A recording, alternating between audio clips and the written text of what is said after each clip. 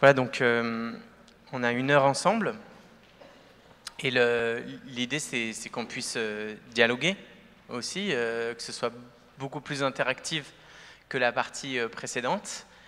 Donc je m'adapte parce que je découvre un peu le contenu avec vous, mais pas le thème, hein, je vous rassure. D'ailleurs, je ne le trouve pas. Si. Comment proposer un engagement à devenir membre explicitement d'une paroisse? Comment cet engagement contribue à la croissance des personnes et au développement des communautés? Donc, pour ceux qui ont besoin, parce que je sais qu'il y a aussi, c'est filmé, je reviens juste sur ce que je disais tout à l'heure, pour faire le lien entre ce thème et puis ce rappel ou cette découverte qu'on vient à l'église une fois qu'on est converti, une fois qu'on a découvert Jésus-Christ comme son sauveur. Eh bien, il y a toute une étape de croissance qui commence. Et la sainteté, c'est croître à la ressemblance de Jésus. C'est peut-être que pour ça qu'il y en a peut-être plein parmi nous qui sont saints dans l'étape dans laquelle ils sont aujourd'hui, parce qu'ils sont au plus de la ressemblance avec Jésus qu'ils peuvent l'être selon la grâce qui leur a été donnée. Et ça veut dire qu'on ne va pas s'arrêter là. Et ça, c'est notre difficulté majeure aux uns et aux autres. C'est ce qu'on appelle le combat spirituel. C'est que là où Dieu veut nous mener, eh bien, on ne sait pas. Vous voyez, par exemple, la communauté, l'Église, que vous faites vivre, que vous animez, que vous dirigez, vous ne savez pas ce que Dieu a pour projet, et donc vous ne savez pas les choix qu'il faut faire pour qu'elle devienne ce que Dieu attend. C'est-à-dire que quand on a déjà connu un lieu qu'on a visité, eh bien, tout de suite on retourne au café qu'on a aimé, ou à l'église qu'on a visité, ou je ne sais pas quoi, ça c'est quand on fait du tourisme, on retrouve le lieu connu. Mais avec Dieu, il nous mène vers l'inconnu, il nous donne sa grâce pour aller là où on ne sait pas. Donc c'est toujours une tension dans notre vie personnelle, comme dans notre vie ecclésiale. C'est-à-dire que si notre Église vit, comme si notre être vit, eh bien, il grandit. Alors des fois, ça fait bizarre. Des fois, on change, on a des rides, on perd des cheveux. Des fois, on prend des forces. Voilà, il y a des choses qui sont inattendues. Et puis, dans l'Église, c'est un peu pareil. Si ça vit, ça change. Vous savez, le cardinal Newman, il a dit cette phrase, « Vivre, c'est changer. Être parfait, c'est avoir changé souvent. » Parce que si on reste le même, c'est qu'on n'est pas vivant. Par exemple, une graine que je plante, si elle ne sort pas de terre, c'est qu'elle n'est pas vivante en fait. Vous voyez ? Mais quand elle sort de terre, elle ne ressemble pas du tout à ce qu'elle était quand elle était dans la terre. Donc on voit bien que c'est de l'inattendu. Et voilà, c'est ce qui rend la croissance spirituelle difficile. Alors, donc voilà la petite introduction qui nous invitait à grandir, à ne pas rester les mêmes et à aller là où Dieu justement veut nous conduire et là où on ne sait pas. Mais on va s'entraider, on va y aller calmement, et puis il nous donne toujours des signes, puis il nous donne des figures bibliques, etc. À partir de l'Évangile, donc on a écrit la vision pour l'Église. La vision, je vous le redis à ma manière, la vision, c'est la volonté de Dieu. Ça va ? C'est simple comme définition, mais c'est ce que Dieu nous a donné à voir de sa volonté. Alors soit, je sais que les tenants habituels de Purpose Driven Church, donc une église motivée par l'essentiel, c'est que la vision est donnée aux prêtres. Ça ne s'est pas passé comme ça chez nous. Chez nous, on était à peu près 14 et on s'est rassemblés pendant 1 an et on a prié ensemble, on a lu le Nouveau Testament ensemble, on a lu des livres ensemble, on a visité des églises ensemble, on a regardé des sites web ensemble et c'est ensemble qu'on a aussi écrit peu à peu, etc. C'est vrai qu'il faut une main pour écrire. Mais une fois que, par exemple, moi, j'avais écrit la vision, à partir de ce qui avait été dit, eh ben, je leur présentais, et là, je me faisais critiquer fortement, et ça permettait de prier de nouveau, et d'ajuster la vision, et de la discerner ensemble. C'était très intéressant. À partir du moment où on a été d'accord, donc dans une vision, il y a toujours quelque chose d'inaccessible. Toujours quelque chose... déjà, c'est important, c'est comme nos prières universelles, si vous voulez. C'est tellement important qu'on prie pour des choses qu'on ne peut pas avoir. C'est-à-dire qu'on prie Dieu pour ce que Dieu donne. Par exemple, si c'est le jour d'un mariage, Eh ben, la première prière, c'est pour le couple. Pourquoi? Parce qu'on va prier à partir du don de Dieu, pour qu'ils puissent vivre du don de Dieu. Mais si dans leur prière, on dit « Seigneur, nous te prions pour que Charles et Jacqueline soient plus sympas », ils ont qu'à être plus sympas. Je veux dire, on ne va pas prier Dieu pour ça, quoi. En revanche, pour qu'ils vivent du don reçu, ça c'est autre chose. Du sacrement reçu, de la grâce reçue. Et nous, parfois, nos prières, elles sont... voilà, on demande des choses à notre hauteur. Et là, non. En fait, on va demander à Dieu de nous éclairer et donc de nous donner une vision qui dépasse largement ce dont nous sommes capables, ce qui est à notre portée. Vous voyez, c'est de là que vient la motivation. Donc évidemment, après, si c'est vraiment une vision, ça reste stimulant. Parce que si ce n'est pas une vision, ça va devenir oppressant. Parce que quand on nous dit « tu peux faire ça » et en fait tu ne peux pas le faire, c'est juste déprimant, quoi. Il n'y a pas d'intérêt. Mais dans ces cas-là, c'est que ce n'est pas la vision de Dieu, c'est la vision d'un homme ou du curé ou d'une femme d'ailleurs. Mais ce n'était pas la vision de Dieu. Et alors, une fois qu'on a établi ça, on s'est dit voilà ce qu'on veut vivre et ce qu'on veut faire vivre dans cette église. Mais simplement, il faut que tu y participes vraiment. C'est-à-dire, il faut que tu saches de quoi il s'agit pour que tu adhères à ce projet. Et si tu y adhères, alors tu profiteras de ça. Mais tant que tu n'y adhères pas de tout ton cœur, eh ben, finalement, tu vas passer un peu à côté. Parce que tu vas prendre des choses pour toi. Oui, mais moi, ma spiritualité, c'est pas ça. Oui, mais moi, j'aime mieux telle musique. Oui, mais moi, là, je veux bien m'engager, mais bon, je fais déjà 3 trucs à côté. Vous voyez ? D'accord, alors, toutes ces personnes-là sont bienvenues à l'église, mais on sait qu'elles ne bénéficieront pas de la même manière de tout ce qu'on leur propose. Parce que ce qu'on leur propose, c'est de vivre l'évangile. Évidemment, vivre l'évangile, ça signifie que dans l'église, on doit prendre peu de temps aux gens. Vous êtes d'accord avec ça? Et oui, parce que le but, c'est qu'ils soient tellement stimulés dans leur foi qu'ils puissent la vivre dans leur vie. Donc s'ils passent toute leur vie à l'église, là, ils ne peuvent pas vivre leur foi. Alors ça ne va pas, ça. Et donc, par exemple, nous, on avait décidé ça. Les mardis, il y a un buffet gratuit, tout ça, ouvert à tous. Ensuite, un temps de prière. Et quand il y a une réunion d'organisation, tout ça, c'est que les mardis. Et les gens seront pris que les mardis pour des réunions. Voilà, c'est un deal. Et si, après, ils veulent faire d'autres choses dans la semaine, ça les regarde. Mais ils savent que tous les autres jours, ils sont libres. Mais du coup, le mardi, s'ils ne sont pas là, ça barde. Hein. Non, parce que c'est 15 jours. Ils peuvent quand même sur 7. Et à ce moment-là, vous voyez, on comprend que l'Église, on s'y implique, on y donne du temps, etc. Mais que ça ne doit pas nous bouffer, ça ne doit pas nous empêcher de vivre. Au contraire. Alors, voilà, si vraiment on adhère à ce projet, si on s'y implique, eh ben on en vivra, on en recevra les fruits. Donc, on propose dans le parcours Lyon Centre Évolution, à la fin, on propose je fais une petite exhortation, tout ça. Et je leur dis, voilà, je vais vous proposer une démarche inhabituelle, c'est de signer un papier. Je vais vous demander de signer un papier d'engagement comme membre de l'église Lyon Centre Sainte-Blandine. Alors, c'est marrant parce que la première chose, c'est qu'il y a une grande majorité qui disent « c'est quoi ce truc, quoi ? Ça donne pas du tout envie.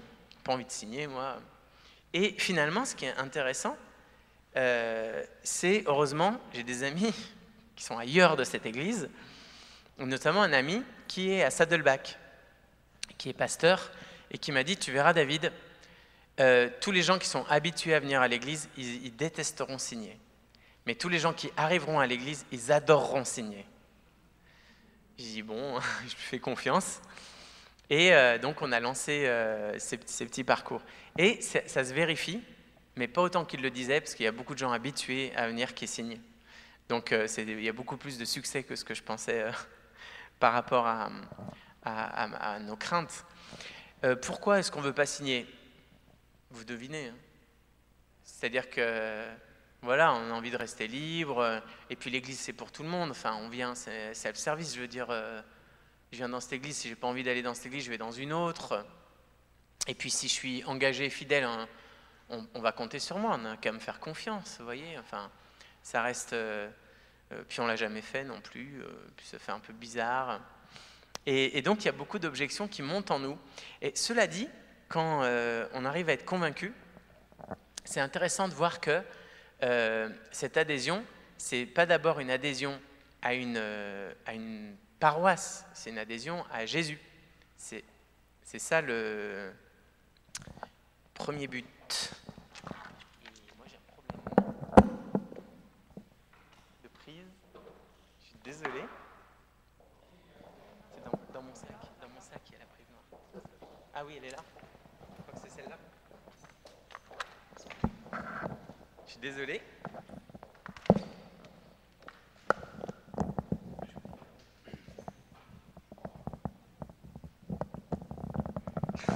C'est pas moi le technicien dans l'église.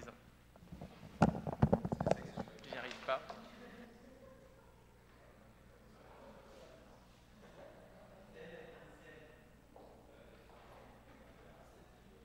C'est vraiment du live. Et donc, voilà, c'est d'abord un engagement à la suite de Jésus et pas un engagement à la suite d'un prêtre, etc. Est-ce que vous comprenez ça? Que si vous voulez mener des gens à un engagement, il faut les mener à s'engager à la suite de Jésus-Christ. Surtout pas d'un leader. Le leader, il est très important dans une église parce que c'est lui qui va permettre aux uns aux autres de découvrir la joie qui les attend. Et le leader, il porte une promesse pour les gens. Mais ce n'est pas pour le leader qu'on s'engage, c'est pour Jésus-Christ. Et c'est pareil, ce n'est pas parce qu'il y a plein de trucs géniaux qui se passent. Non, c'est pour Jésus-Christ qu'on s'engage. Et ça, c'est vraiment important. Ensuite, ça veut dire qu'on veut bénéficier. Voilà, je m'engage à profiter. Vous voyez, quand on signe, on s'engage à profiter. Et pas d'abord à donner ou je ne sais pas quoi. D'ailleurs, le troisième point, c'est qu'on sent qu'en vivant ça, en s'engageant vraiment, eh bien, je pourrais non seulement bénéficier des propositions de l'Église, mais mettre en œuvre concrètement ce qui est proposé ici. Donc, vous avez eu l'exemple avec Mario, le père Mario, qui vous a fait faire un bilan de santé tout à l'heure, de votre vie personnelle. C'est pour vous, en fait. Voilà, si vous croyez que la parole de Dieu, l'Évangile, vous croyez que Jésus-Christ est la joie, la source de la joie de votre vie, eh bien, autant en profiter. Donc, en s'engageant, vous avez ça. Et puis, ça veut dire aussi, dans l'engagement, la participation à la suite du parcours évolution. Vous vous souvenez, je vous en ai parlé tout à l'heure, c'est les 5 étapes. Vous vous souvenez? Donc, il y avait, au fait, qui correspondait aux 5 essentiels. On avait donc l'équivalent du baptême, communion, profession de foi, confirmation et vie donnée. Et alors,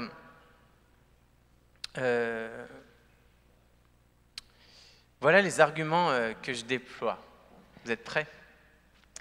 Donc déjà, je rappelle qu'on est une église dans l'église. C'est-à-dire l'église Lyon-Centre, c'est une paroisse. Donc c'est une église dans un diocèse.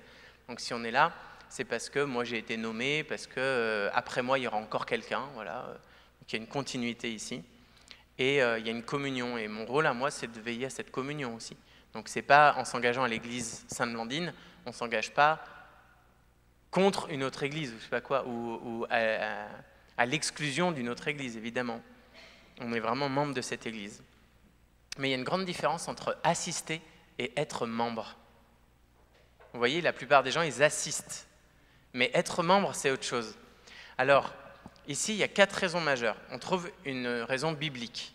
D'abord, le Christ, il s'est engagé pour son église. C'est-à-dire que Jésus l'a fait, lui. Il s'est engagé. Vous vous souvenez qu'il l'a fait pour vous? Parce que c'est ça la motivation de l'engagement d'abord. C'est que nous, on veut faire comme Jésus. Jésus l'a fait pour nous, on veut le faire pour lui. Voilà. Donc on est motivé par ça. Le Christ, il a aimé l'Église, il a donné sa vie pour elle. Il y a une raison culturelle. Il n'y a pas qu'une raison biblique, il y a aussi une raison culturelle. La raison culturelle, c'est que on est dans une société où, en général, on n'aime pas trop s'engager. Style, il y a une réunion la semaine prochaine, tu viens? Ouais, je note, tu me rappelles. Je verrai. Vous savez, c'est quoi ce « je verrai » ? Tu viens ou tu viens pas, quoi? Ça vous arrive pas? Alors, parce que les jeunes, au moins, ils disent « tu m'envoies un SMS ». On se voit demain à 15h, ouais, tu m'envoies un SMS. Non, mais demain. Non, mais quand même un SMS. Mais eux, au moins, ils me demandent quoi. Tant que les adultes, ils me demandent pas, ils me disent « oui, je verrai ». Puis, en fait, je les vois pas. Et alors, on est comme ça. On est un peu des paroissiens papillons. On veut garder nos choix jusqu'à la dernière minute. Si on a un truc mieux, on va ailleurs. Et voilà, on consomme beaucoup dans notre société, on nous a appris ça. Et en fait, s'engager ici, eh ben, c'est construire un caractère, une personnalité, c'est indiquer sa volonté, son choix, c'est montrer sa détermination. Donc voilà, c'est une raison aussi culturelle. Il y a une raison pratique, c'est que ça permet de savoir qui est impliqué. Par exemple, vous vous inscrivez parce que vous allez faire de la musique, vous allez vous inscrire dans une association. Ça vous fait pas mal au doigt, non, de signer pour ça. Ou alors, par exemple, quand vous allez voter, vous allez signer à voter, etc. Et donc, par exemple, si vraiment vous êtes un fan d'un grand magasin, vous allez donner vos coordonnées. Donc là, vous êtes vraiment allé loin dans l'engagement, hein, pour donner à une marque, un truc comme ça. Mais regardez vos portefeuilles, vous allez voir toutes vos cartes, vous me comprendrez. Et donc, c'est marrant parce qu'on accepte de s'engager pour plein de trucs, importants ou pas, et l'Église, pourquoi là, non, en fait? Si j'avais ma carte dans mon portefeuille, Église Sainte-Blandine, ça ferait quoi comme problème? Vous voyez? Et puis, il y a une raison aussi personnelle, c'est que... Ah oui, je voulais savoir aussi, mais je crois que je le dis plus tard, c'est qu'aussi, pour moi, quand les gens ils sont engagés, c'est que je sais que je peux compter sur eux. Vous voyez, c'est pas rien aussi. C'est-à-dire que, évidemment, tout le monde peut me dire, oui, compte sur moi, mais au fait, moi, je veux pas retenir tout le monde, et puis il y en a qui m'ont dit, compte un peu sur moi, compte souvent sur moi. Tu sais, c'est passer quand vous voulez. Il vaut mieux prévenir avant. Et en fait, non, là, si tu as signé, ben voilà, je sais que vraiment, tu t'es engagé, on peut compter sur toi. C'est-à-dire que tu as compris ce qu'on voulait vivre, tu as envie d'y participer, c'est génial, on est dans la même barque, on va y aller. Et puis une raison personnelle, c'est que s'engager, ça fait grandir. Et on voit bien ici que c'est important de voir, c'est ça, de comprendre que notre engagement, il va être à notre bénéfice. C'est-à-dire que le but de s'engager, c'est pas que, je sais pas quoi, il n'y a pas de bénéfice à en tirer au niveau ecclésial, si ce n'est qu'on est heureux de faire grandir le royaume de Dieu, de le faire advenir pour notre part, mais c'est d'abord un bénéfice personnel. Alors, quand on s'engage à être membre, ça veut dire quoi? Je vous le fais en bref. Hein. Des fois, ça me fait rire de le faire, ça. Donc, je veillerai à l'unité de l'Église. Premier point. Je veillerai à l'unité de l'Église. Comment? En agissant par amour envers les autres membres. Je sais, c'est difficile. En refusant de participer au ragot. Ça, c'est le plus dur. Et en respectant les instances de décision. Bon, ça, c'est pas très français comme engagement. Mais en fait, ça ne veut pas dire qu'on ne peut pas râler hein, ou remettre en cause les choses ou critiquer. Mais ça veut dire quand même que, vous savez, quand quelqu'un est dans une responsabilité, donc il est très content. Et puis après, il passe la main, c'est normal. Il dit, oui, mais depuis que je ne suis plus à l'EAP, je ne sais plus rien. Maintenant, je ne suis plus au courant de rien. Et puis, il n'y a plus rien qui va. Et puis, on ne comprend pas ce qui est décidé. Et puis, vous communiquez autant que vous pouvez, mais il n'entend rien du tout. De toute façon, vous pouvez lui téléphoner, il ne s'en souviendra pas. Et c'est pas grave, j'allais dire. On peut râler, on peut critiquer, etc. La question, quand on est membre, c'est qu'on a quand même confiance. Par exemple, après un long chemin de discussion, de conviction, en fait, il y a 2 ans, en revenant de HTB, c'est Holy Trinity Brompton, à Londres, c'est l'église où sont nés les parcours alpha, et j'étais revenu en disant « Waouh, il faut mettre de la moquette dans toute l'église, c'est trop bien, vous verrez, ça va tout changer. » Et donc, j'avais à peu près 100% de gens qui n'étaient pas d'accord, je pense, dans l'église, ou pas loin. Mais bon, j'ai insisté quand même, parce que je savais, je le voyais, je l'avais senti, je l'avais vu. Et donc, l'année d'après, on est retourné à HTB, mais cette fois, on est reparti à 45. Et j'avais 45 gens motivés avec moi au retour. Donc déjà, c'était mieux. En plus, c'était bien des leaders au retour de HTB, c'était super. Et puis finalement, il y a eu d'autres expériences. Et ben, demain, ils découvriront l'église pleine de moquettes. Et en fait, qu'est-ce qu'il y a? C'est que, oui, d'abord, on a du mal à respecter des décisions. Alors, moi, je ne l'ai pas imposé, j'ai mis 2 ans hein, pour convaincre les gens, etc. Je voulais vraiment que ce soit consensuel, autant que possible. Mais parfois, eh ben, il faut prendre des décisions, on ne comprend pas forcément. Mais si vous rechignez à chaque fois qu'il y a une décision, ça ne va pas le faire. Il y a toujours des gens qui sont là, oui, si c'est ça, je ne donnerai pas cette année au denier de l'église, vous voyez. Ça, c'est la grande menace, quoi, le truc qui nous fait trop peur.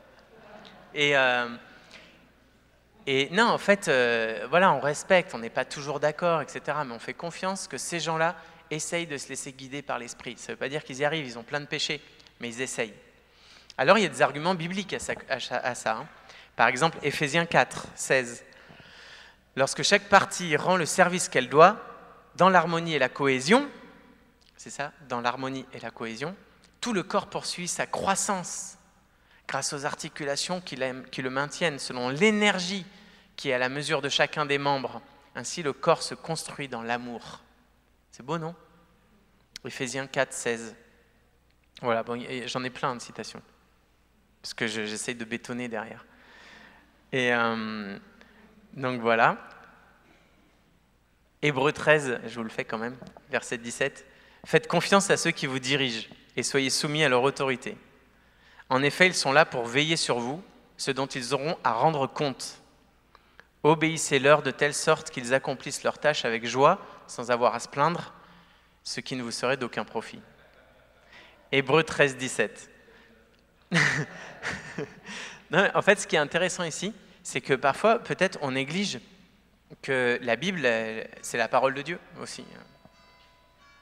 Et donc, je ne dis pas qu'il faut la prendre de manière fondamentaliste, hein, mais que c'est intéressant de se dire, tiens, il y avait ça aussi dans le Nouveau Testament. Et évidemment, ça veut dire qu'il ne faut pas oublier que si les pasteurs ou ceux qui les accompagnent arrêtent de le faire dans l'esprit où ils devront rendre compte, c'est un autre problème, il faut vite aller voir l'évêque. Deuxième point, je participerai à la mise en œuvre de la vision de l'Église. Voilà, donc je m'engage, quand je m'engage, non seulement je m'engage à la communion, mais je m'engage à la mise en œuvre. C'est-à-dire que je suis convaincu que Dieu, il y a quelque chose de la volonté de Dieu ici. Et donc je vais le faire en priant pour la croissance, en invitant des personnes qui ne viennent pas à l'Église, en accueillant chaleureusement les gens. Donc vous voyez ici la démarche missionnaire. La croissance, elle est liée à la mission. Mais ça, vous le savez, d'autant plus avec le pape François, qui n'arrête pas de nous dire, s'il n'y a pas de gens nouveaux et si ça ne change pas, vous allez juste mourir, quoi. À quoi on voit qu'une église est vivante? Au fait qu'il y ait des nouvelles personnes qui viennent. Donc je m'engage à vivre cette vision. Le but de l'église, c'est d'annoncer la bonne nouvelle. Le but de la vision, c'est d'annoncer la bonne nouvelle. On annonce la bonne nouvelle. Comment? En mettant en œuvre les 5 objectifs. Voilà, ici, il y a plein de belles phrases. Saint Paul, à tout moment, nous rendons grâce à Dieu au sujet de vous tous, en faisant mémoire de vous dans nos prières. C'est la première lettre aux Thessaloniciens. Le maître dit alors au serviteur, va sur les routes et dans les sentiers, presse les gens d'entrer afin que ma maison soit remplie. Luc 14, etc. Participer au service de l'Église. Donc là, c'est notre part de mise en œuvre de nos talents. Donc ça commence par ça, je m'engage, enseignant, à découvrir mes talents. Vous voyez ce que je voulais vous dire tout à l'heure en disant que c'est pour votre profit que vous vous engagez. Ce n'est pas d'abord pour l'Église. Et donc je vais découvrir mes talents parce que je veux servir ce projet, je veux servir Dieu dans cette Église, donc je vais mettre en œuvre mes talents. Je demande que cette Église m'aide à discerner et à valoriser mes talents. Alors étant équipé, eh bien, servir. Le premier lieu, c'est les home groups. On y revient souvent parce que c'est le lieu où on vit la vision et où on peut donc accomplir toute chose.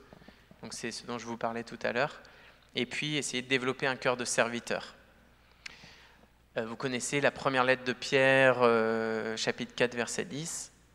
« Ce que chacun de vous a reçu comme don de la grâce, mettez-le au service des autres, en bon gérant de la grâce de Dieu qui est si diverse. Ainsi, en tout, Dieu sera glorifié par Jésus-Christ, à qui appartiennent la gloire, la souveraineté pour les siècles des siècles. Amen. » Et puis Éphésiens 4, les dons que Dieu a faits, ce sont les apôtres, les prophètes, les évangélisateurs, etc.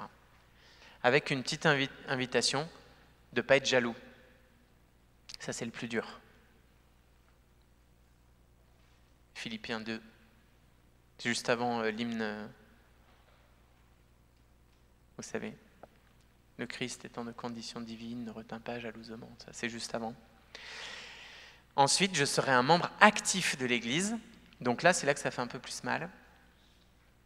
Parce que donc, il y a un engagement à participer aux messes, au home group. Donc ça, c'est vraiment le home group, c'est plus important que la messe encore. Parce que le home group, c'est le moyen, au moment où j'en ai marre d'aller à la messe, où je ne comprends plus la messe, où les mots ne me parlent plus, où la musique me casse la tête, je continue les home groups. Vous voyez? Et grâce au home group, je vais revenir à l'église. J'aurai toujours un lien avec la communauté, toujours une invitation à revenir à l'Eucharistie. Donc, c'est pas qu'on préfère les home groups à la messe, mais parce qu'avec les home groups, le lien fraternel est beaucoup plus facile. C'est beaucoup plus simple de se retrouver dans un salon que d'aller à l'église parfois. Et puis, il y a aussi des professions qui rendent ça difficile. Ben, au moins, voilà, ils ont un lien avec l'église qui est très fort. Donc ça, cette participation, elle est importante. Ensuite, il y a aussi chercher une cohérence entre sa vie et sa foi. Donc là aussi, c'est à notre bénéfice, mais c'est quand même exigeant. Ça veut dire qu'on voudrait que ce que je crois, ce soit en cohérence avec ma vie. Et puis le troisième point, c'est une participation matérielle, financière. Donc on essaie de développer le don de la dîme, mais ce n'est pas le cas ici. Ici, on dit juste, c'est important d'apporter des ressources financières pour une raison importante, c'est que ça veut dire que je suis convaincu, et c'est la racine du sens de la dîme. Vous savez pourquoi il y a la dîme, en fait? Hein? J'entends pas. Melchisédek. Alors oui, il y a Melchisédek avec Abraham. En effet, Abraham lui donne la dixième de ses biens. Et le moment, alors moi, qui me touche le plus, c'est la sortie du désert.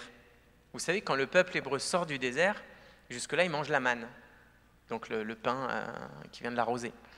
Et ce qui se passe, c'est que Dieu va leur donner le pays de Canaan, où coule le lait et le miel. Et même, ils vont ravager tout le monde et il y aura la récolte. Tout est mûr. Donc, ils ne vont même pas se baisser, hein. Tout est fait. Il y a juste à manger. Et Dieu leur donne ça dans sa grâce. Et il va leur dire, pour que vous n'oubliez pas que tout vient de Dieu, votre vie, votre sortie d'Égypte, tous les biens que vous avez, vous redonnerez toujours 10% pour vous souvenir que tous vos biens doivent être utilisés en vue de l'œuvre de Dieu et pas en vue de vous. Vous voyez? Et ça, je trouve que c'est vraiment fort. C'est difficile à faire passer parce que dans nos livres d'histoire, quand on est au collège, on nous apprend que la dîme, c'est un méchant pape qui l'a pris aux pauvres pour construire Saint-Pierre. Donc du coup, on est mal avec ça. Et quand il ne donnait pas assez, on prenait un peu sur les indulgences. Donc il nous reste ça, comme dans notre imaginaire collectif français, on a ça en tête. Et pourtant, c'est vraiment autre chose quand vous vous dites, est-ce que tous mes biens, je les reçois de Dieu et je les utilise en vue de Dieu? Vous voyez, c'est autre chose quoi, de penser ça quand même. Enfin, moi, je trouve que c'est vraiment fort parce que même si les gens ne donnent pas à l'église, peu importe au fait, je suis convaincu que peut-être on va regarder autrement aux dépenses, à la générosité, à son budget. Peut-être qu'il y a des biens dont on a hérité, on va en faire profiter d'autres. Enfin, comment tout ça sert en vue du projet de Dieu? Parce que comme on dit, quand on mourra, on n'emportera rien au ciel. Donc comment on l'utilise sur terre quoi. Et ça fait partie des choses qui sont pas banales, pas toujours faciles à dire en fait, mais qui sont quand même importantes. Donc voilà, par exemple, dans le Lévitique aussi, 1/10 des produits de la terre ou des fruits des arbres appartient au Seigneur. C'est une chose sainte. Mais bien sûr, pour la messe, Hébreux 10, ne délaissons pas nos assemblées comme certains ont pris l'habitude, mais encourageons-nous, d'autant plus que vous voyez s'approcher le jour du Seigneur. Donc voilà, des choses comme ça. Et donc voilà l'engagement auquel j'invite les paroissiens. Et pour Lyon Centre Évolution 1, donc pour la première étape, je viens tout le temps. Je leur dis, je les accueille, et c'est moi qui les invite à s'engager, parce qu'au fait, c'est d'abord moi, au nom de l'Église, qui m'engage envers eux. Vous voyez, enfin, j'ai beaucoup insisté là-dessus, parce que c'est vraiment ça le point. Et donc après, je leur remets une carte, un petit carton, mais en fait, je ne leur remets pas dans la main, je leur écris une lettre. Voilà, je leur envoie par la poste, etc. Puis moi, je note leur nom et je prie pour eux après. Et voilà, alors comment ça contribue à la croissance des personnes et de la communauté, des communautés? Ben, vous imaginez bien, enfin, c'est tout ce que j'ai essayé de développer, c'est que le but de cet engagement, il fait que les personnes profiteront de tout ce qui est proposé dans l'Église, c'est-à-dire de l'Évangile, de la grâce de Dieu. Et puis, comment les communautés en profitent? En fait, quand vous avez quelqu'un qui s'est engagé et qui, s'engageant, s'épanouit, fait du bien, voit qu'il porte des fruits, etc., ben vous avez une personne heureuse qui fait grandir une communauté.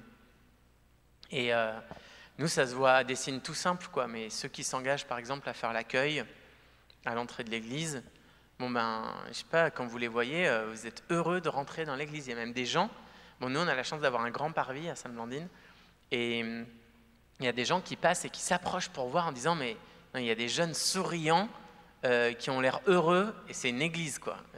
Il est où le problème? Et donc, non, mais il y a vraiment de ça, ils approchent. Et donc, c'est pas tout, parce qu'il y a des jeunes qui descendent vers eux après, qui disent « Ah, vous êtes dans le quartier, vous venez pour la messe? Non, qu'est-ce qui se passe ici ?» Et ils leur disent tout simplement, c'est pas des évangélisateurs au sens où ils ont été à l'école de l'évangélisation, mais ils sont trop heureux de leur dire « Jetez un coup d'œil, vous verrez, c'est trop bien. » Et il y a beaucoup de gens qui entrent comme ça d'ailleurs. Donc s'engager, parce qu'après, une fois qu'on s'est engagé, donc là, on va voir notre petit pôle richesses humaines pour voir où est-ce qu'on peut trouver sa place, développer ses talents, tout ça. Et ça correspond à un autre atelier qui s'appelle Shape, ici, qui est proposé cet après-midi, je crois, ou demain. Donc, comment découvrir ses talents. Ou la forme, mais je crois qu'ils ont écrit Shape. Forme, pardon. Ok. Et donc voilà, et un trou de mémoire. Donc, ouais, c'est ça. Oui, notre but à terme, ce serait que personne ne prenne un service dans l'Église s'il ne s'est pas engagé avant. C'est-à-dire s'il ne signifie pas d'une manière ou d'une autre qu'il a compris ce qu'on voulait vivre ici. Et ça, j'en viens avec la croissance de la communauté. Une des choses qui est difficile à gérer pour des responsables d'Église, c'est quand des gens arrivent, alors au mieux avec un projet, mais parfois complètement décalé avec votre vision ou vos capacités, au pire avec une sorte de lubie, quoi. C'est-à-dire que le type, il a toujours fait un truc, et ce qui lui plaît, c'est son truc, et il vient, et si on ne le fait pas, on est vraiment trop des lourds, quoi. Et quand on a des gens comme ça, c'est vraiment compliqué, mais on est obligé de leur dire, non mais au fait, vous êtes trompés d'église, quoi. Il faut aller à côté.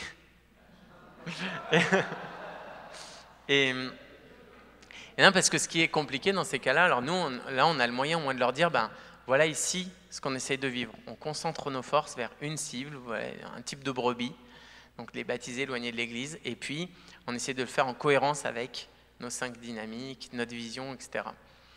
Mais si la personne, elle a signé, c'est qu'elle le sait, ça.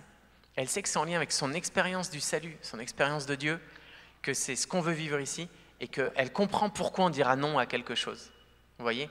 Voire même, elle ne proposera pas quelque chose de complètement à côté de la plaque. Et si vous avez quelqu'un qui passe le balai en ayant signé l'engagement, je vous promets que si quelqu'un entre au moment où il passe le balai, cette personne, elle est en capacité de lui dire bonjour, de lui expliquer le projet, de lui annoncer Jésus-Christ, et il n'y aura pas de sous-métier, quoi.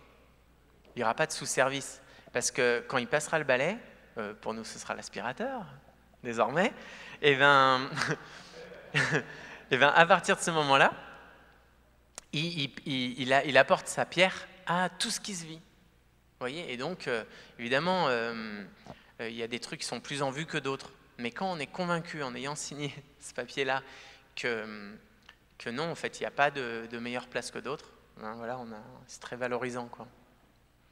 Et après, c'est à nous aussi de valoriser le service de chacun. Mais voilà. Ce que je pouvais vous dire. Donc, il nous reste une demi-heure pour discuter, si vous voulez. C'est gentil.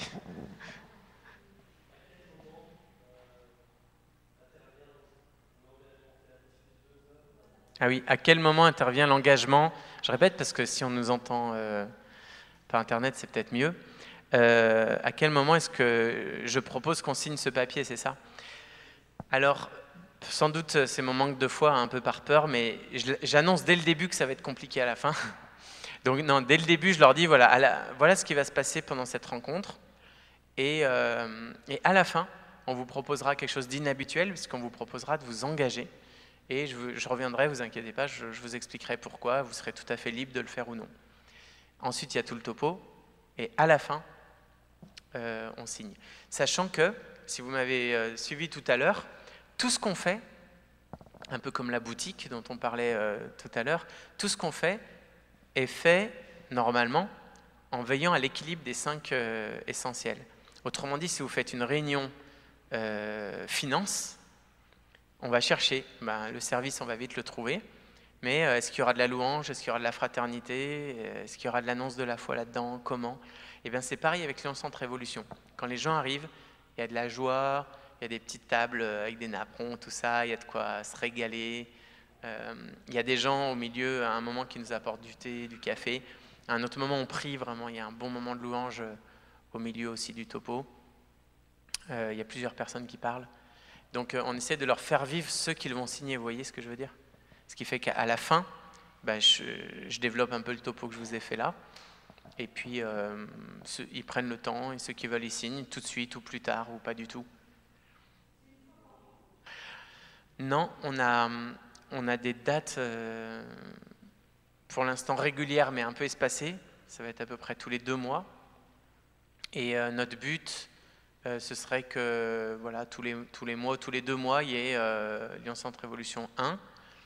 Et puis quand on aura tout monté, donc le 2, le 3, le 4 et le 5, après on aimerait pouvoir décliner, mais on va peut-être commencer assez vite. Par exemple, dans Lyon Centre Évolution 1, donc l'étape semence, on présente le salut et ensuite le baptême, comme je vous disais.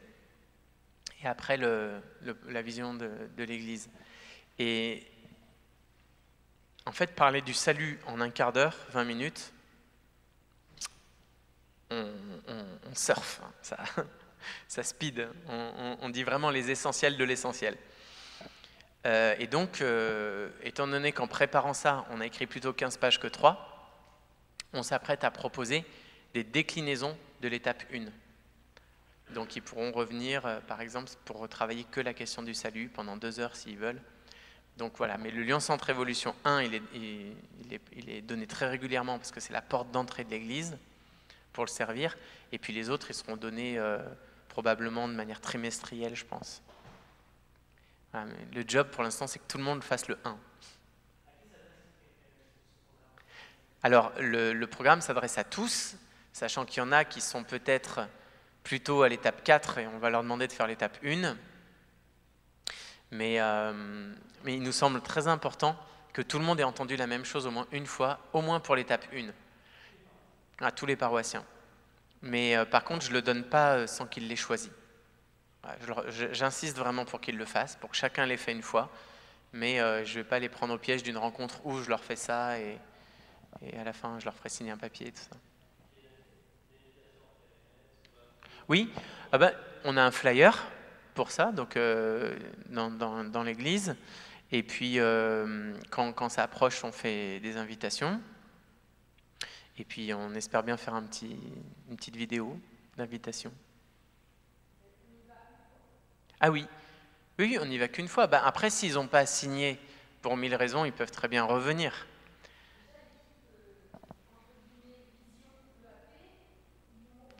Ah ouais, c'est ça.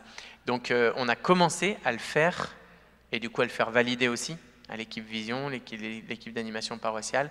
Et après, tous ceux qui sont responsables d'un service, je ne sais pas si vous vous souvenez du schéma que j'avais fait, donc par exemple sous le pôle louange, il y avait plusieurs services qui découlaient de la louange. Tous les responsables, eux, ils doivent le faire, ça c'est sûr. Sinon, ils perdent leur job.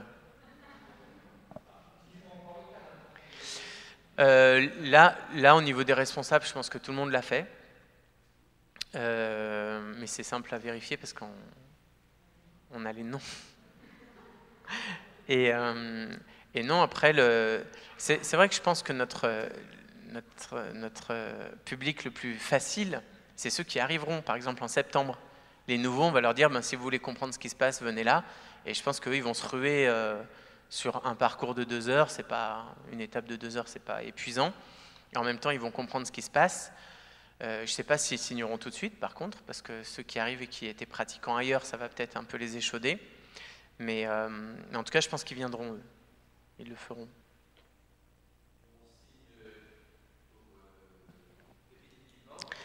Est-ce qu'on signe définitivement? En fait, c'est un contrat moral. C'est-à-dire que la personne signe et ça n'engage qu'elle. Et pour le temps qu'elle veut. C'est-à-dire qu'il n'y a pas de durée, il n'y a pas de... Je ne sais pas comment dire... non, enfin, ça l'engage tant qu'elle est engagée. Voilà, tant qu'elle a un service, elle sait qu'elle participe à ce service selon la vision de l'Église. Vous vouliez dire quelque chose? C'était la même question. D'accord. Et pourquoi vous dodelinez?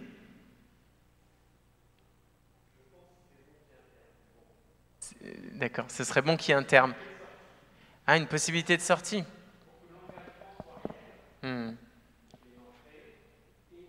D'accord.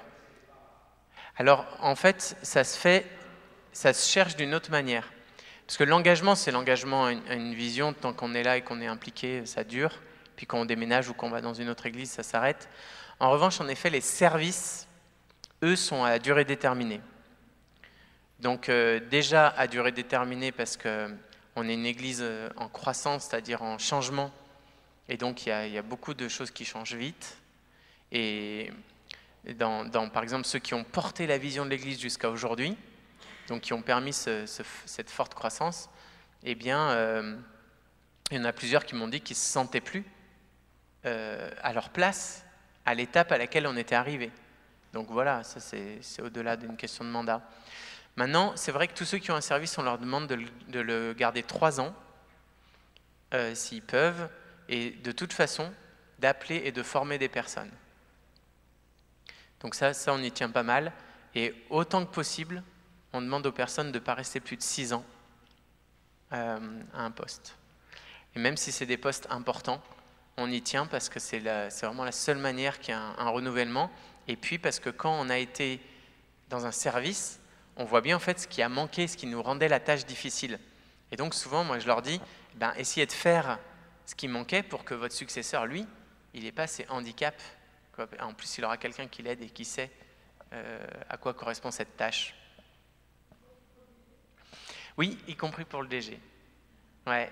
En fait, on y pense très sérieusement parce que c'est vrai que là, faut être honnête, c'est pas facile de trouver une personne qui puisse contribuer avec diplomatie, intelligence, beaucoup de temps. Voilà, c'est pas simple à trouver, mais l'exigence est quand même de taille, quoi. Si celui qui est à la tête bouge pas, c'est impossible qu'on suive Dieu. C'est pas possible. Donc à lui de continuer à appeler, de former. Nous, on n'arrête pas, en fait, on le dit pas. Mais avec Thierry, donc déjà en question, on ne cesse de, je sais pas, on va dire tous les 3 mois ou 6 mois, on essaie de voir les personnes qu'on pourrait faire monter en puissance et qui potentiellement un jour pourraient prendre cette place. Ouais. Oui. Alors non, vous dites bien sûr, mais en fait c'est une très bonne question. Parce qu'à Sainte-Blandine, on a développé une vision de la finance qui est un peu originale, puisque nous, notre but, c'est de payer le maximum de gens, alors que généralement, c'est l'inverse. Donc je ne dis pas qu'il n'y a pas de bénévoles, hein, c'est 98% de bénévoles, 99%. Mais on trouve important de financer dès que possible, ne serait-ce qu'un quart-temps pour chaque responsable de pôle, ou pour des personnes qui vont faire vivre les pôles.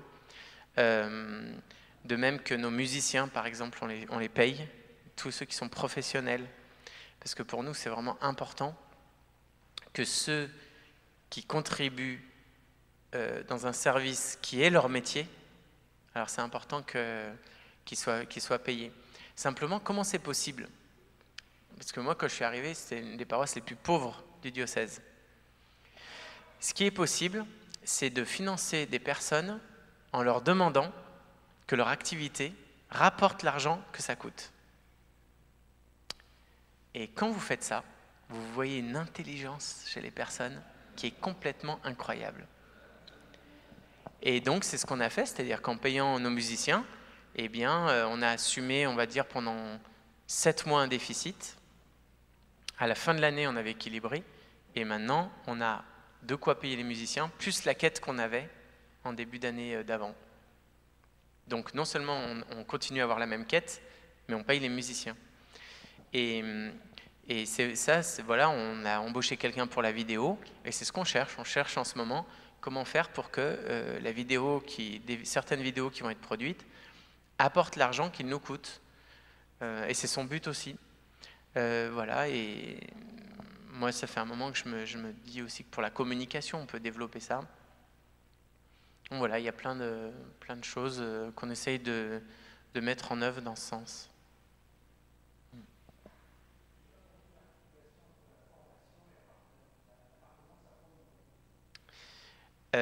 En fait, en effet, le home group, c'est ce que j'expliquais. Donc, votre question, c'était le lien entre la formation et l'appartenance au home group. Voilà. Alors, où est-ce qu'ils sont formés sur les 5 essentiels?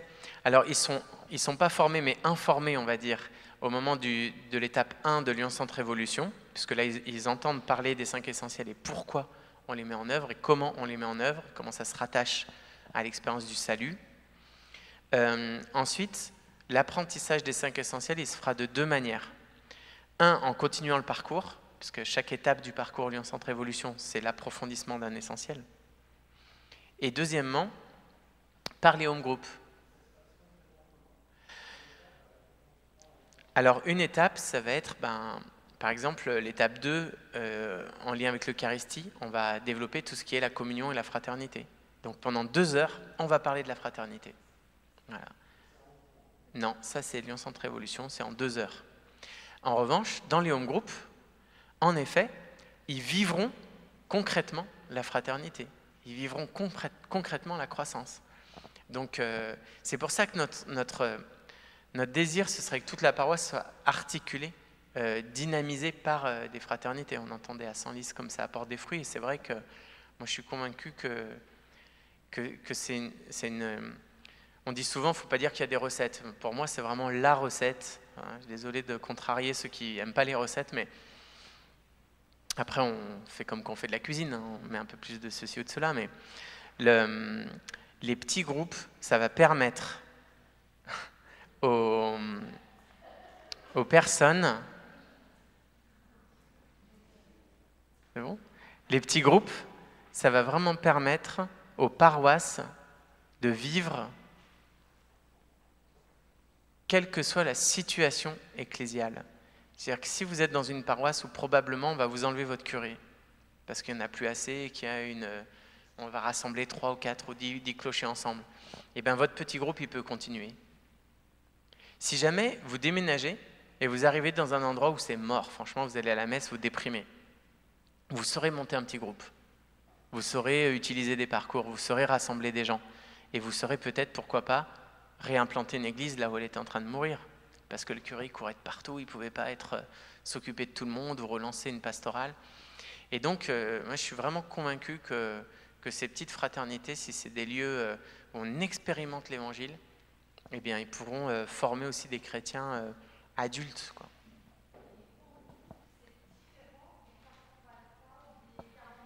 Alors les home groups, c'est différent des parcours alpha et des 40 jours. Les 40 jours, c'est ce qui nous a permis, nous, de monter des home groups. C'est-à-dire pendant tout le temps du carême, en se réunissant une fois par semaine en petits groupes. Donc nous, c'était dans l'église. On leur a appris comment vivre en home group semaine après semaine. Et du coup, à la fin des 40 jours, pour une vie motivée par l'essentiel, donc là, les personnes étaient à la fois renouvelées dans leur foi et motivées pour continuer. Alpha, donc le parcours alpha fonctionne par petits groupes en fait, puisqu'on se retrouve autour de la table, on discute avec normalement les mêmes personnes, en gros sur 12 semaines, ça dépend du parcours qu'on fait, et il nous semble, nous, que les fraternités, les home groups, les cellules, c'est un très bon moyen de continuer comme ça. Par exemple, on le fait pour nos catéchumènes, donc les adultes qui demandent le baptême, ils ont une rencontre avec leur accompagnateur et une rencontre en groupe avec, on met 3-4 catéchumènes et 3-4 paroissiens habituels. Et comme ça, ils vont prendre l'habitude d'une rencontre tous les 15 jours. Et ils vont en goûter les fruits, ils vont apprendre l'évangile en le vivant, avant même d'avoir lu. Et puis, une fois qu'ils seront baptisés, ils vont continuer, parce que c'est la vie. Donc on casse comme ça la difficulté qu'on a souvent, c'est qu'après le baptême, on perd un peu des gens, on ne sait pas trop où ils partent.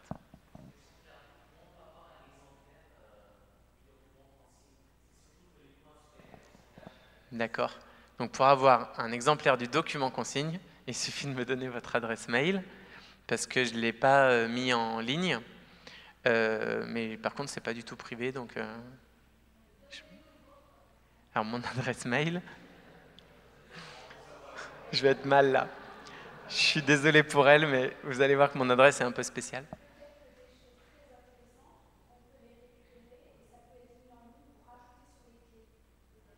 Ah, les choses intéressantes, on peut, redites-moi, les rajouter sur les clés? Parce que pour ceux qui nous regardent, on a reçu une clé USB en arrivant ici. Donc, ok, je verrai ça avec Florence.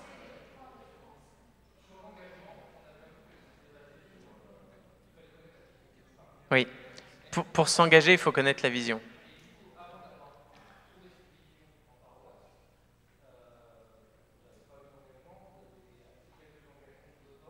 Donc, avant de connaître la vision, de l'avoir mise en œuvre, d'avoir discerné plutôt, quels engagements il y avait? Ben, comme dans toutes les paroisses habituelles.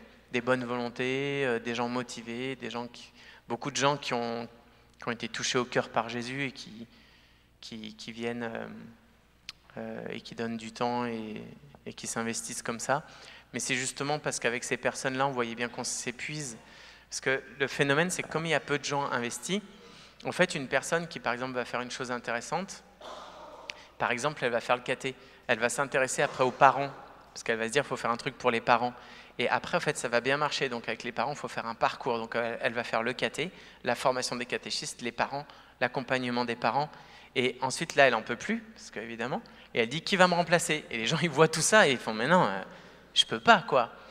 Et donc, c'est face à ça qu'on s'est interrogé, en disant, mais voilà, comment vivre en église, etc., et qu'on est revenu à la vision et que ces personnes ont pu s'engager modestement cette fois. Alors voilà, je me suis mal exprimé. Donc cette dame qui fait le caté, elle fait en plus home group et mardi soir. Alors le mardi soir, c'est le lieu où on peut rentrer du boulot, on a à manger, on prie et à 9h on est chez soi. C'est un bon plan quand même. Et quand elle a une réunion de catéchistes,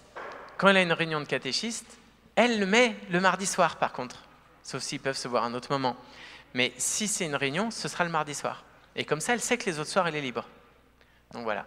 Et en effet, le home group, pourquoi est-ce qu'il est plus important que tout? Parce que le home group, c'est le lieu qui va me permettre de vivre mon engagement dans mon couple, dans ma famille, avec mes amis, au travail, etc. Le home group, c'est le lieu où je vais, c'est ma turbine en fait.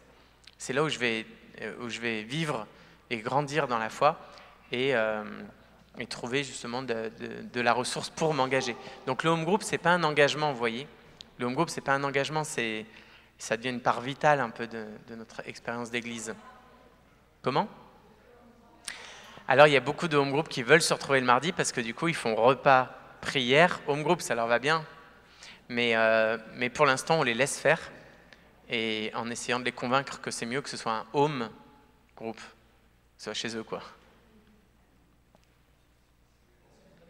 C'est au moins tous les 15 jours un home group. Au moins tous les 15 jours, avec un argument très simple, c'est que si on veut de la confiance et qu'il faut qu'on se parle, et si par exemple, une fois je viens et je vous dis que j'ai un proche qui est à l'hôpital, et puis la fois d'après, vous n'êtes pas là, et puis la fois d'après, c'est moi qui ne suis pas là parce que la personne, elle est morte, en fait. Et alors, si on se voit tous les mois, ça fait 3 mois, on se retrouve, et alors, comment ça va? Ben, ça va pas bien, quoi. Si on se voit tous les 15 jours et qu'il y a un absent, on peut encore suivre l'histoire, quoi. Donc, tous les 15 jours au moins, ouais. Toutes les semaines, c'est mieux. Mais en fait, c'est marrant, je vous laisse avec ça, mais c'est quand même incroyable que nous, on trouve difficile d'avoir 1 ou 2 engagements ecclésiales par semaine, alors que ceux qui font du théâtre ou du sport, souvent, ils en ont 3. Ouais, ça ne leur pose pas de problème. Ça, c'est quand même une question, quoi, aussi. Est-ce qu'on voit l'engagement en église comme un lieu épuisant ou comme un lieu ressourçant? Et ça pose la question, est-ce que je suis vraiment à ma place? Parce que si je suis à ma place et que je fais quelque chose qui m'éclate vraiment, parce que c'est la volonté de Dieu que je sers, eh bien, ça se passe autrement, vous voyez? Alors, quand ça ne se passe pas bien, la première chose, donc là, je parle avec la confiance que j'ai dans certains pasteurs qui m'ont dit justement, le home group, c'est le lieu idéal. Parce que si jamais il y a un conflit, il y a quelqu'un qui arrête d'aller à l'église, il y a quelqu'un qui a un malade dans sa famille, ou il y a quelqu'un qui a eu un conflit avec quelqu'un d'autre, eh ben, le responsable du home group, il peut venir me solliciter en disant « Tu sais qu'il faut que tu veilles sur cette personne. » Ou voilà, là, on pêche dans tel domaine de notre vie paroissiale. Donc le home group, c'est vraiment le lieu où on va être alerté, on va être sûr que une personne ne vient plus à l'église et on le sait. On peut lui écrire un mot, etc. Maintenant, si ça se passe mal dans le home group, alors là, il y a une petite structure qu'on a mis en place. Donc il y a des responsables des home groups et ensuite on a fait une équipe de seniors. Et les seniors, eux, ils accompagnent les responsables des home groups. Vous voyez?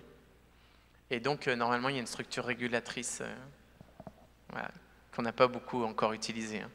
Pour l'instant, c'est une strate qui forme surtout les responsables. Ben là, on a une vingtaine de home groups. Trop. Non, malheureusement, ils sont plus 10 ou 12 habituellement, et donc on ne sait pas comment diminuer ça. Mais voilà, parce que on ébauche. Ce que je leur ai dit, c'est que d'ici Noël, il faut qu'ils soient tous séparés par groupe de 2 ou 4, quoi, dans le but de l'annonce. Voilà, c'est ça le but. Ouais. C'est-à-dire qu'ils savent que c'est pas normal que leur home group continue 2 ou 3 ans de suite. Ça, c'est pas normal. Ouais. Alors, comment sont constitués les home groups? Il y a 2 options. Soit par thématique, sociologique, contraintes de temps, etc. Donc ça peut être des gens séparés, des gens seuls, des gens jeunes, des gens jeunes pros ou autres. Soit alors c'est... oui, ça peut être aussi parce qu'ils habitent dans le même lieu, ou par exemple des gens qui ont tous des horaires compliqués, qui n'ont pas des horaires fixes. Et la deuxième catégorie, c'est ils s'en fichent au fait, ils veulent bien se retrouver avec qui on les met. Peu importe l'âge, la situation. On me fait signe que je dois arrêter. Donc je vous remercie beaucoup de votre écoute et puis reste en prière. Bonne suite.